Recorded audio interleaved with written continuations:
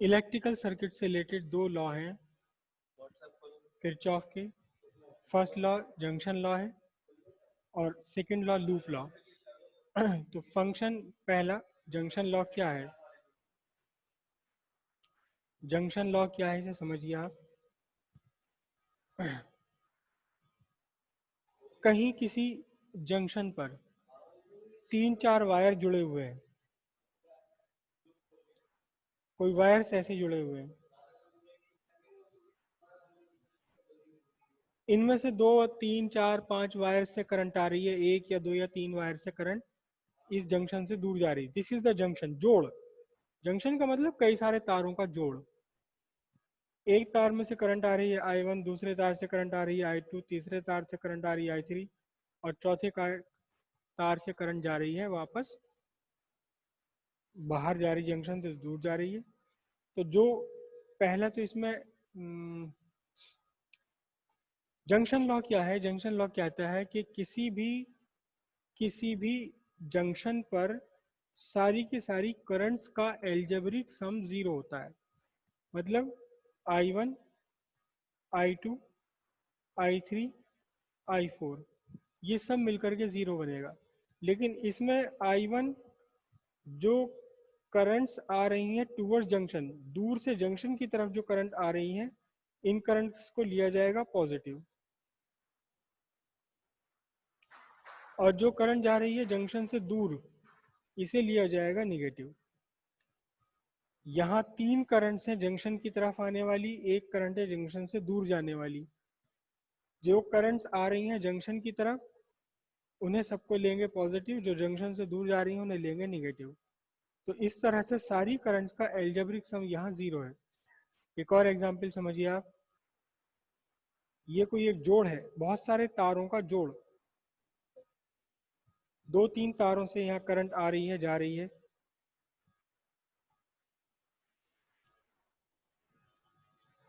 एक करंट से एक वायर से करंट आ रही है जंक्शन की तरफ I1, दूसरे से आ रही है I2, तीसरे से आ रही है I3, चौथे में I4 है जंक्शन से दूर जा रही है, निगेटिव लेना पड़ेगा। ये I5 है, ये I6 है जंक्शन से दूर जा रही है। जंक्शन की तरफ आने वाली सारी करंट्स पॉजिटिव, जंक्शन से दूर जाने वाली सारी करंट्स निगेटिव। तो क्या कहा गया जंक्शन लॉ में? ये कहा गया कि सारी की सारी करंट्स का एल्जेब्रिक सम जीरो होगा। जो करंट आ रही है जंक्शन की तरफ, I1 जंक्शन की तरफ आ रही है, पॉजिटिव लिया। I2 भी जंक्शन की तरफ आ रही है, पॉजिटिव लिया।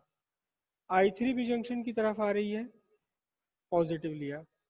I4 जंक्शन से दूर जा रही है, निगेटिव लिया। I5 जंक्शन की तरफ आ रही है, I5 जंक्शन की तरफ आ रही है, पॉजिटिव लिया। I6 जंक्शन से दूर जा रही है, निगेटिव लिया। और सब का सम जीरो। किसी भी जंक्शन पर सारी की सारी करंट्स का सम मिलकर के जीरो बनता है। या दूसरे वे में ये कह सकते हैं, देखो I4 और I6 को मैं दूसरी साइड ले लूँ तो क्या बनेगा? I1 plus I2 plus I3 plus I5 is equal to I4 plus I6। मतलब क्या हुआ? ये सारी की सारी करंट्स कहाँ हैं? ये सारी की सारी करंट है टूवर्ड्स जंक्शन, जंक्शन की तरफ आ रही हैं। और ये वाली दोनों करंट्स कैसी हैं? ये हैं अवे फ्रॉम जंक्शन, ये जंक्शन से दूर जाने वाली करंट्स है। तो दूसरे फॉर्म में हम इसे ऐसे कह सकते हैं, the sum of all the currents towards junction is equal to sum of all the currents away from the junction. जितनी करंट जंक्शन की तरफ आ रही है उतनी करंट जंक्शन से दूर जाती है।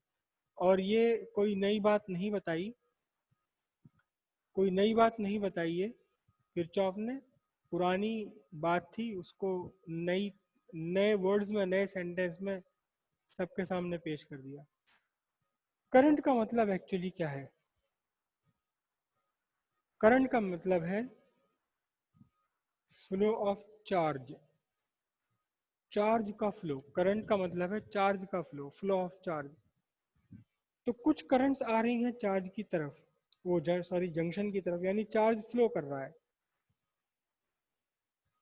फ्लो ऑफ चार्ज का नहीं, actually rate of flow of charge.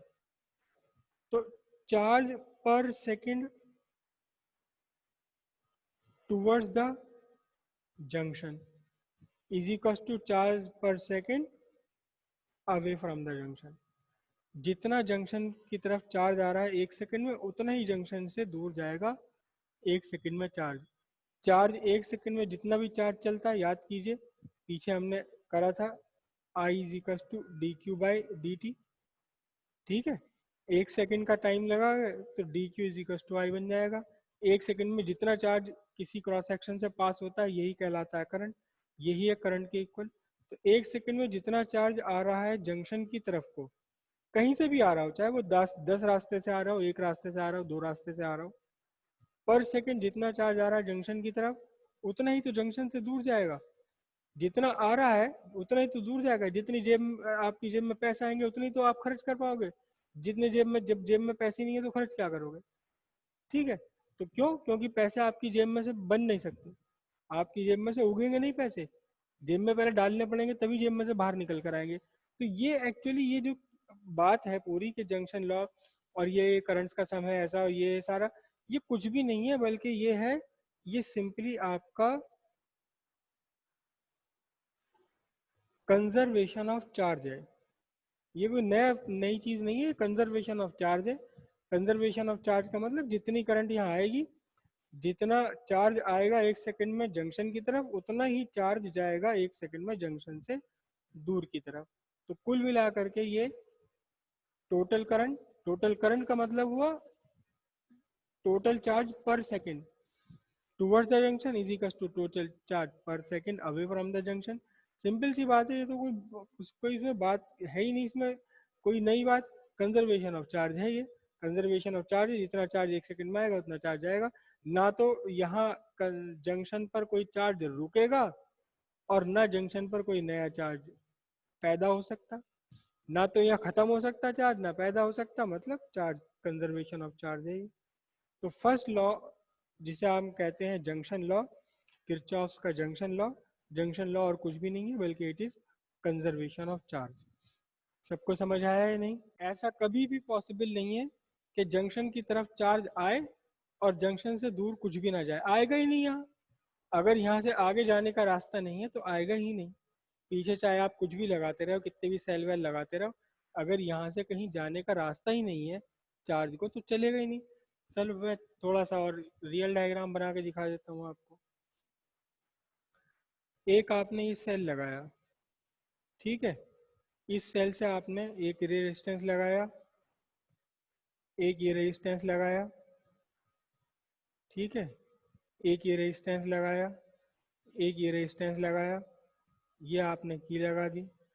अब ये जो वायर था ये जोड़ा ही नहीं आपने आगे कहीं, समझ रहे हो? तो ये जंक्शन है, इस जंक्शन पर एक करंट यहाँ से आई, एक करंट यहाँ से आई, एक करंट यहाँ से आई, और आगे जाने के लिए से कोई रास्ता मिल नहीं रहा, जा ही नहीं सकती आगे, तो आएगी क्यों यहाँ पर? जब तक सर्किट कंप्लीट नहीं होगा, जब तक सर्किट कंप्लीट नहीं होगा तब तक, जब तक करंट यहाँ से जाएगी नहीं कहीं, तब तक आएगी क्यों? ये सेल आपका काम ही नहीं करेगा। ये सेल क्या काम करता है? ये सेल तो करंट का मोशन, चार्ज का मोशन बना देता है, लेकिन जब चार्ज के मोशन के लिए यहाँ बीच में स्पेस आ गया, कहीं जाने की गुंजाइश ही नहीं है चार्ज को, तो ये चार्ज पीछे से आएगा भी नहीं। ऐसा कभी पॉसिबल नहीं है कि पीछे कहीं से 2-4 रास्तों से यहाँ पे करंट आए और आगे कहीं ना जाए। चार्ज रुक नहीं सकता अपनी जगह, चार्ज तो यहाँ पे सब भरा हुआ है, इनमें सारे वायर्स में फ्री इलेक्ट्रॉन्स भरे हुए हैं। सेल ने तो केवल उन्हें चलाना था, चार्ज तो पहले ही मौजूद है यहाँ पर, लेकिन चलने के लिए, आगे चलने के लिए गुंजाइश ही नहीं है। यहाँ पे जाम लगा हुआ है तो पीछे वाले ट्रैफिक, ट्रैफिक में क्या भाई, हावड़ा देव चौराहे पे जाम लगा हुआ है, तो उसके पीछे पीछे पीछे पीछे ये सारी गाड़ियां, सब सब जाम लगता चला जाएगा, आएगा ही क्यों यहाँ पर? फ्लो, फ्लो का मतलब ही नहीं है कोई। जब फ्लो के लिए आगे कहीं गुंजाइश ही नहीं है, फ्लो हो ही नहीं सकता, तो आएगा भी कुछ नहीं। ठीक है, इस बात समझ आ गई थी? कोई कंफ्यूजन और? No sir. अब अगला लॉ है, किरचॉफ का सेकंड लॉ है लूप लॉ, किरचॉफ का लूप लॉ। क्या कहा लूप लॉ में?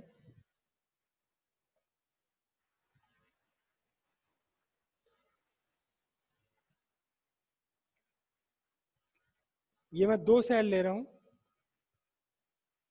अच्छा, एक चीज याद आ गई, एक वर्ड कभी कभार एग्जाम में आया हुआ है और कभी कभार एग्जामिनर प्रैक्टिकल में ही पूछ लेते हैं, आइडियल सेल। आइडियल सेल क्या होता है? आइडियल सेल क्या होता है? कोई भी सेल आइडियल नहीं होता, लेकिन फिर भी आइडियल सेल एक कंसेप्चुअल सेल है, काल्पनिक सेल है। देखो, आप जो नॉर्मल सेल अपना यूज करते हैं, मोबाइल की बैटरी है, वो बैटरी है, उसमें मोबाइल की स्क्रीन पर आपको दिखाई देता है कि उसकी चार्जिंग घटती चली जा रही। एक टाइम ऐसा होता है कि वो बिल्कुल बंद हो जाएगा आपका मोबाइल। तो क्यों बंद हो गया? क्योंकि इसका ईएमएफ फॉल हो जाता है। जैसे जैसे टाइम बीतता रहेगा, इसकी एनर्जी खत्म होती रहेगी, ईएमएफ इसका कम होता चला जाएगा, ईएमएफ इसका लगातार कम होता रहेगा। लेकिन स्टैंडर्ड सेल एक ऐसा सेल है जिसके टाइम के साथ में ईएमएफ डिक्रीज ना हो। जब तक ये काम कर रहा है तब तक ईएमएफ में कोई भी चेंज ना आए, उसे हम आइडियल सेल करेंगे। और ये मैंने आइडियल सेल यहाँ बना लिए जिनका अपना इंटरनल रेजिस्टेंस है नहीं।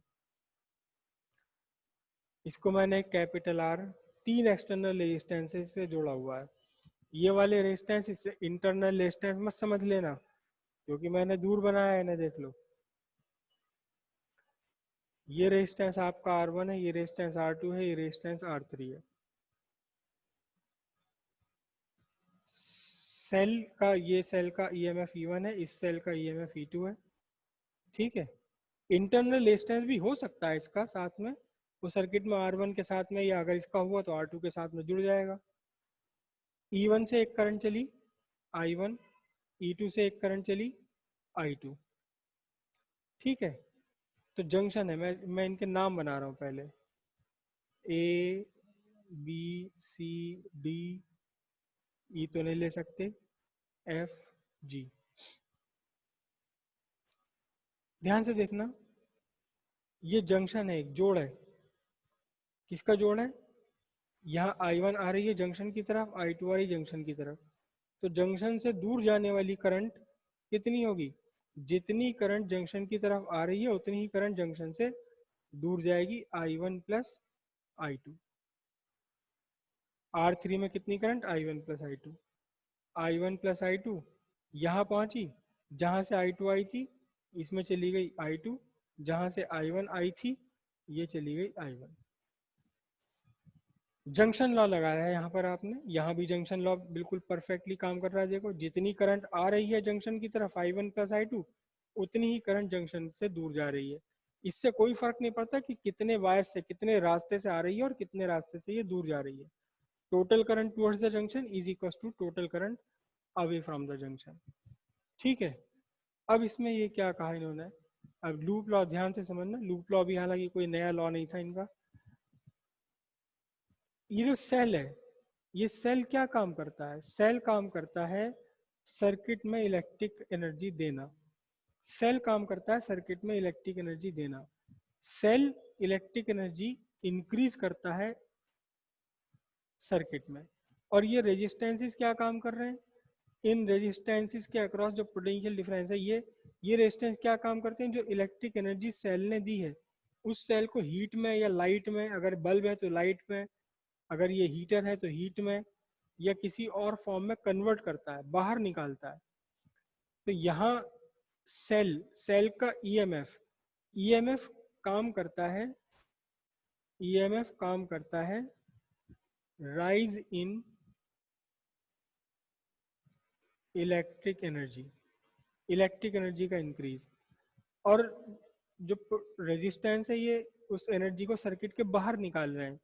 रेजिस्टेंस के अक्रॉस होता है पोटेंशियल डिफरेंस। तो ये जो पोटेंशियल डिफरेंस है, पोटेंशियल डिफरेंस क्या काम करता है? Fall in electric energy of circuit, circuit की इलेक्ट्रिक एनर्जी को कम करता है। तो तीसरा लॉ कुछ भी नहीं था, तीसरा लॉ था, sorry second law, loop law. क्या? सिंपल सी बात है, जितनी इलेक्ट्रिक एनर्जी देगा ये सेल सर्किट में, उतनी ही एनर्जी को ये रेजिस्टेंसेस हीट की फॉर्म में या दूसरी फॉर्म में बाहर डेसिपेट कर पाएंगे। तो rise in energy of electric circuit is equal to fall in electric energy of circuit. जितनी एनर्जी राइज करेगी इन बैटरी या सेल के द्वारा, उतनी एनर्जी फॉल कर जाएगी किससे? रेजिस्टेंस और इनसे। अब राइज इन इलेक्ट्रिक एनर्जी को कौन रिप्रेजेंट करता है? EMF. Fall in potential energy को कौन, फॉल इन इलेक्ट्रिक एनर्जी को कौन रिप्रेजेंट कर रहा है? पोटेंशियल फॉल या पोटेंशियल डिफरेंस।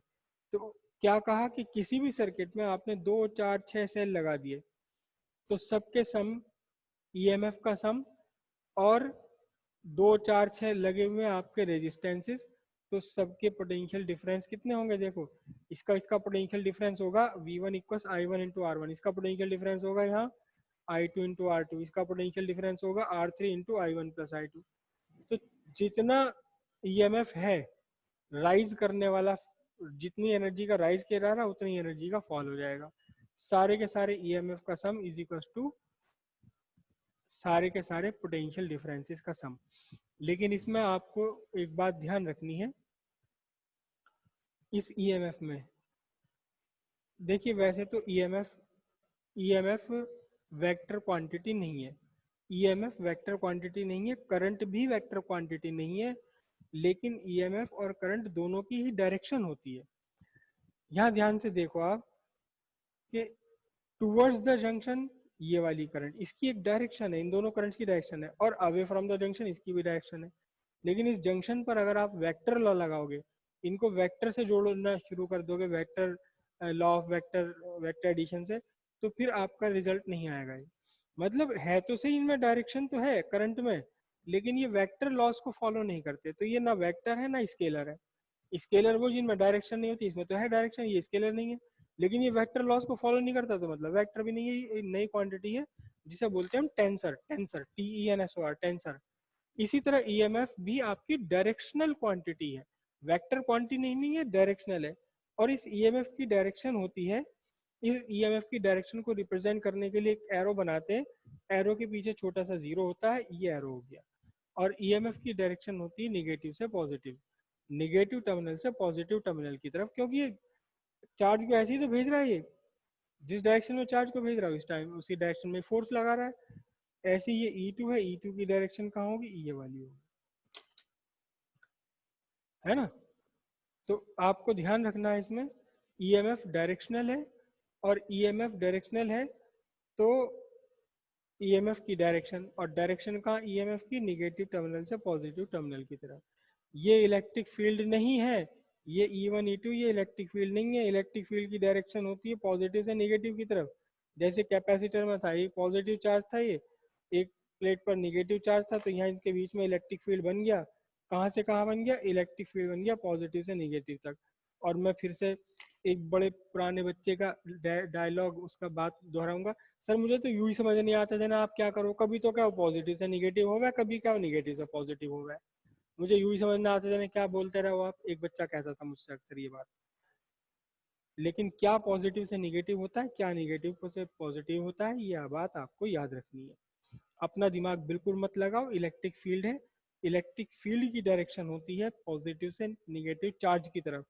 और EMF of cell, EMF of cell, cell की ईएमएफ की डायरेक्शन है निगेटिव टर्मिनल से पॉजिटिव टर्मिनल की तरफ। वर्ड्स पर ध्यान दो, यहाँ मैं बोल रहा हूँ निगेटिव पॉजिटिव चार्ज से निगेटिव चार्ज की तरफ इलेक्ट्रिक फील्ड, यहाँ बोल रहा हूँ निगेटिव टर्मिनल से पॉजिटिव टर्मिनल की तरफ इलेक्ट्रिक फील्ड नहीं, इलेक्ट्रोमोटिव फोर्स ईएमएफ। तो दोनों अलग अलग चीजें, इनका आपस में कंफ्यूजन नहीं होना चाहिए। तो टोटल मिला करके किसी भी सर्किट में जितना इंक्रीज होता है ईएमएफ का, उतना ही, जितना इंक्रीज होता है एनर्जी का, उतना ही एनर्जी का फॉल हो जाता है। ये राइज ऑफ एनर्जी को रिप्रेजेंट करता है, ये फॉल ऑफ एनर्जी को रिप्रेजेंट करता है। मतलब सर्किट में rise of energy is equal to circuit की फॉल ऑफ एनर्जी। ठीक है। अच्छा, ये बात कोई नई तो है नहीं भाई, कोई भी मशीन है आपके पास, कोई भी आपके पास इंस्ट्रूमेंट अप्लायंस या मशीन है, कोई भी वर्किंग, आपका वर्किंग क्या बोलते हैं वो पीछे हमने क्या कहा था, डायनेमिक सिस्टम, थर्मोडायनेमिक सिस्टम, कोई भी वर्किंग है, आपकी ये मशीन है, इसके ऊपर आप वर्क करेंगे, कुछ वर्क करेंगे तभी आपको इसके नतीजे में वर्क मिलेगा, वर्क मिलेगा। आप इसको कुछ एनर्जी देंगे, आप मशीन के ऊपर वर्क करने में कुछ एनर्जी खर्च करेंगे, वही एनर्जी किसी दूसरे रूप में बदलकर आपको मिल जाएगी। आप हैंड पंप है, घर पे लगा हुआ हैंड पंप है, हैंडपंप की आप ये हैंडल इसका चलाते हो तो क्या होता है, आपने वर्क किया, आपने वर्क किया हैंडल पर, तो इससे क्या हुआ, आपका पानी ऊपर खींचकर आ गया, यानी कि जो पानी नीचे था उसकी एनर्जी बढ़ करके ऊपर आ गया, वो mgh वर्क कर गया, mgh एनर्जी हो गई इसकी। तो ये mgh एनर्जी कैसे बढ़ गई पानी की, क्योंकि आपने वर्क किया इसके ऊपर। जब वर्क किया वही इंक्रीज एनर्जी ऑफ वाटर में आपको मिल गया। तो सिंपल सी बात है, कोई भी सिस्टम है आपका, जितना सिस्टम पर वर्क किया जाएगा उतना ही आपको सिस्टम से बाहर कुछ दूसरे फॉर्म में वर्क मिल जाएगा। तो ये कुछ भी नहीं है, ये second law, loop law, second law कुछ भी नहीं है, it is conservation, it is conservation of energy. जितनी एनर्जी सर्किट को दी जाएगी उतनी।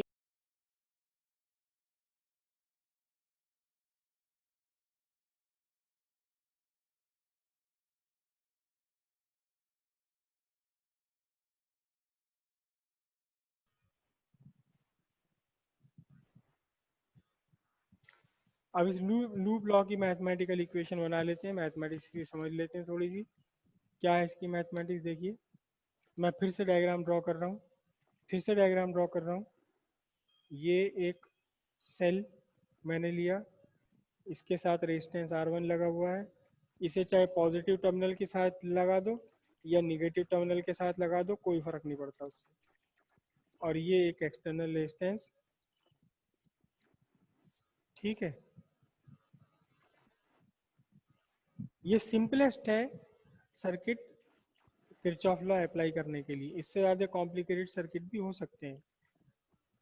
ये रेजिस्टेंस R1 है, ये रेजिस्टेंस R2 है, ये रेजिस्टेंस R3 है, ये सेल का ईएमएफ E1 है, ये सेल का ईएमएफ E2 है, करेक्ट। E1 से एक करंट चली, कितनी करंट चली I1, E2 से भी करंट चली I2, तो फिर R3 में कितनी करंट होगी I1 प्लस I2, कितनी करंट होगी ये I1 प्लस I2, और वापस करंट चली गई I2 E2 में, वापस करंट चली गई किसमें I1 E1 में, ठीक है। नाम फिर से डाल लूँ इसके मैं,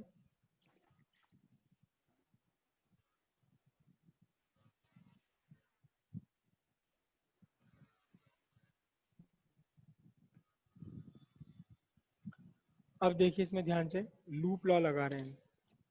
पहले मैं एक लूप ले रहा हूँ, ये वाला, कौन सा लूप लिया है, पहले लूप लिया है, लूप कहीं से भी चलना शुरू कर दो, मैं चलूँ B D C D C A D C D C B भी पड़ा रखा है रास्ते में, तो D C B A F G D, D C B A F G D, वापस D पर पहुंच गए चलते चलते।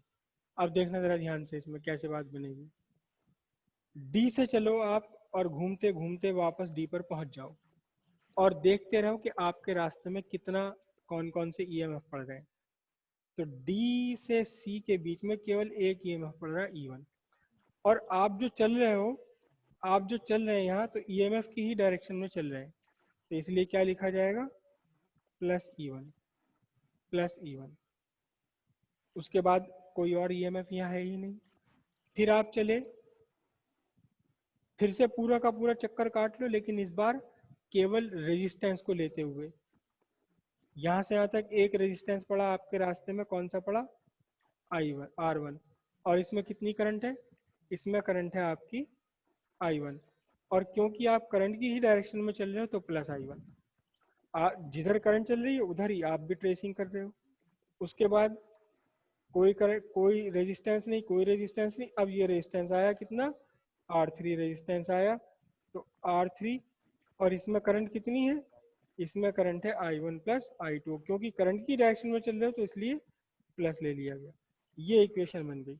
उसके बाद देखिए एक और लूप लगाता हूँ, इस बार लूप लगाता हूँ ये वाला, ठीक है, ये वाला लूप लगाया मैंने। तो इसमें भी आपसे कहाँ से कहाँ चले, जी, कौन सा लूप है ये, लूप है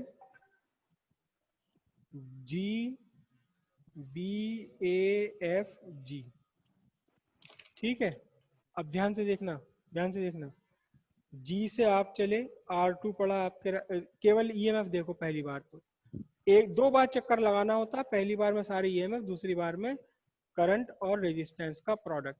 तो ध्यान से देखिए, एक ही ईएमएफ पड़ा आपके रास्ते में, कौन सा पड़ा, प्लस ई टू प्लस में इसलिए क्योंकि आप ईएमएफ की ही डायरेक्शन में चल रहे हो, ट्रेसिंग और ईएमएफ आपका सेम डायरेक्शन में है। फिर रेजिस्टेंस कितना पड़ा इसमें, रेजिस्टेंस पड़ा R2, और करंट इसमें प्लस I2 ली जाएगी क्योंकि करंट की डायरेक्शन में आप चल रहे हो। फिर ये रेजिस्टेंस कितना पड़ा, ये रेजिस्टेंस पड़ा R3, और इसमें करंट कितनी है,